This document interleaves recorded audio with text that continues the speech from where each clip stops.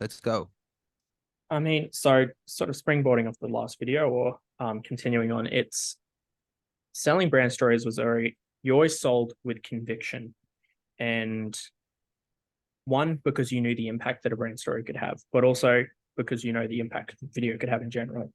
Um, what was that? When did you first realize that? Because I know a lot of the students are, or I know a lot of filmmakers struggle with when they transition from human tripod day rate to selling on results. There's almost like this internal, oh fuck, now I've got to deliver. It's not just about the picture quality. There's numbers But it attached to should this. be like that. It should be like that. That's the thing. It should actually be like that. The reason you're getting a day rate and getting treated like a human tripod because you're acting like one. What you need to act like is a person that is very obsessed with getting a outcome and a result.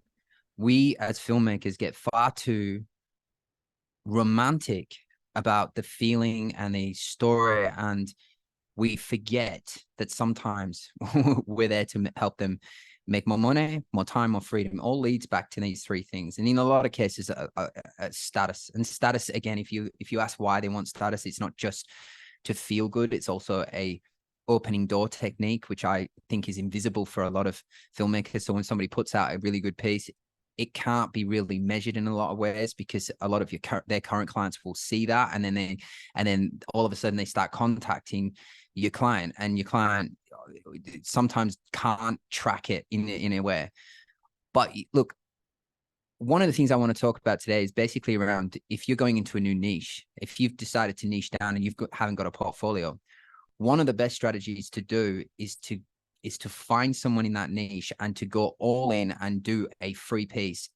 That is a big investment on your end. You can still charge the client all the cost, but you can demonstrate to them when you send them the invoice that you're still charging, but you've heavily discounted it. You could say something on the lines of like, I want 5 referrals. All them things could be very, very, in a lot of cases, you can make a lot of money just with doing that strategy alone.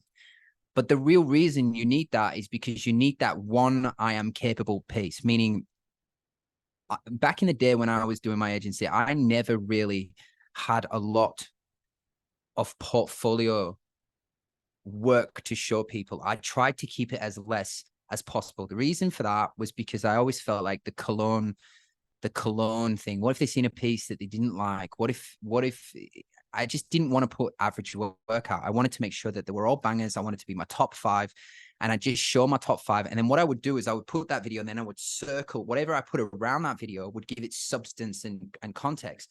And it would be like screen grabs, and this is what the client result was. This was our creative approach. This is why we did it. So for an example for that, one of the very first pieces I did was for Porsche 911, and I was working with the dealer principal, and she wanted to drive sales. And so there was a launch of the 911 in the Gold Coast, Australia. And it was a really simple strategy. The strategy was, let's capture the event and send it out to all the people that didn't show up. And just that simple. And like, once I understood, okay, you're trying to make sales from this one email, we just engineered all the creativity around that. I quickly talked more about the outcome and the creative method of how I'm going to get the results. So we didn't even really have a conversation around portfolio or camera gear. One of the worst traps I'm seeing with a lot of filmmakers is they're calling camera gear assets. It's the time you've bought a new camera, another camera has come out, and with the speed of AI and the phones getting better, like it's a bad focus to come into a boardroom and say, well, we've got the latest Ariel X's, we've got the latest this camera, we've got the latest that camera. Shift the focus to how you make something, shift the focus on how you create something, and the result that you're going to get them. That is probably the best bit of advice for those that are struggling with, I don't have a portfolio, is go out, make one killer piece, use that as your centerpiece, and then go out and promote that one centerpiece and say, we can do this like this for you. And that would probably be the big thing that I would talk about, would be focusing on if I was to sort of start from nothing and enter into a niche that I'd never, ever worked on. That's what I would do. I hope that answers your question. It does in a way. I think furthermore from that is it's having that centerpiece for them, but talk to me about what getting those results did for you and how you sold after you got the results for Porsche. Did that pre how It, you sold your services to after, how did that change in terms of your confidence, your conviction? Look, I was pretty blessed because before I went into my video agency, I was working for Yellow Pages. So Yellow Pages taught me how to value based sell. We were all selling on how to sell on results because we were tracking everything, and we were selling 50K sort of one page ads. And in some days I would do 2, 3, 4, 5 sales. We had to see minimum of five clients every day, and I got very good at selling sort of Yellow Page full ads. And Yeah, coming but from that's, there, go on. I'll challenge you a little bit here, but I'm more trying to tap into that's you're selling Yellow Pages, but Yellow Pages gets results, right? I'm not. I'm more talking about, all right, now you are both the salesman and the delivery vehicle. Mm. Pre Porsche and getting the results for Porsche, what was that? There must have been, if you got results for clients before Porsche. Well, we'll go back there. Yeah, That because first sort of I'll tell you why. that I'll tell you why. Yeah, so when I left Yellow Pages, the pendulum was shifting from Yellow Pages to Google, and we were selling video packages. We were selling, and so I was seeing results from the online space and the internet. And what I was seeing was people were creating websites, and they were like brushes with no life in them. So me placing a brand story of why it felt like I felt like I was putting on a window shop that was giving an insight to the life. So that is why I just I instantly believed in it. I just instantly believed in it. I believed that it was the best thing they could do to breathe oxygen into the website. That was where I very first started. Then when I worked with particularly Porsche, the very first one, I started to get more into strategy because I was talking to all like, well, why are we doing this? Because Porsche was a big website, and they were a local sort of Porsche dealer. They didn't really have a strong online video. So they didn't have a really strong online website because there was the main Porsche website. I wasn't working for the main Porsche website. I was working for a dealership that was representing Porsche. And so what she wanted it for was not for the website. She wanted it for an email campaign. And so it was really simple. It was just one video, capture the event, and then send it out to all the clients that had ever bought a Porsche launching the new series, new model. She made a ton of sales from that. Now, when I found out about that, I'm like, okay, cool. This video thing is actually very powerful. This can make a lot of people. This can make clients money, like a lot of money. And so I never really went down the road because I could never really afford in the beginning high-end cameras. I just never spoke about the camera I was going to show. Cameras back then were very expensive. And so just to get the 1D Mark II, no, it was the 5D Mark I, I think I had the very first one. And, at the time I was following a guy called Philip Bloom, who's phenomenal. He did a lot for the film community, that guy. And, I remember him saying just every single piece you make, put your soul into it. And I always adopted that methodology where I would just put everything into it.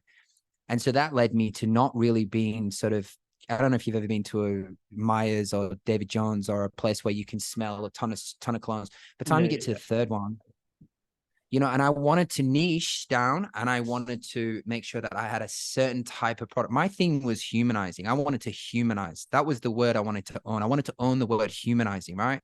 My creative approach was that. So that was where my conversation was. If you're coming to see me, I'm humanizing you so you can create an emotional connection with your current clients, the staff you want to hire, and prospects that are potentially going to do business with you. That was why people came to me. Now, there was about 4 or 5 different ways they could have used that particular piece. It was through email. They could even text message it out. There was a ton of ways they could demonstrate that. But most of the people that I worked with would put it front and center of their website on their About Me page, so that they could, I don't know about you, but when you're going to work with someone, particularly like a consultant or someone like that, they want to feel that there's something there, something other than just a brochure. So that's what I did. And I think the big thing is that when we have more conversations around the creative method, like even when I pitched clients, I never ever pitched them on what I was going to do for them per se. I would have a conversation about it. I would talk about what they wanted, but I would never tell them how I would do it. Once they told me, what their pains, problems, outcomes, desire, deepest pains, their their burning desire, what they wanted from working with someone like myself to create sort of a high level content. My conversations quickly switched to how I would make it. And that pitch deck would be the exact same pitch deck that I would use for every single client. It would be the same context, because I knew that what I was trying to do was very similar to, and this is the great thing about niching, is when you become specialized, everything becomes easy. Marketing's easier. The way you deliver is easier. You can deliver repeatedly. You will start to get a body of work that you can see their competitors are using you. And so that is one of the most powerfulest ways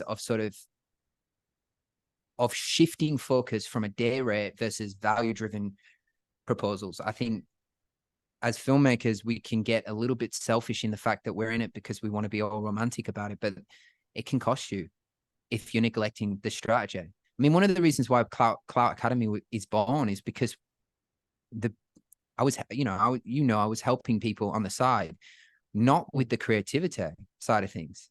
Most filmmakers that I know are better than me. They're older, better, more they're directors. They're the truest, like older directors that most of the community look up to.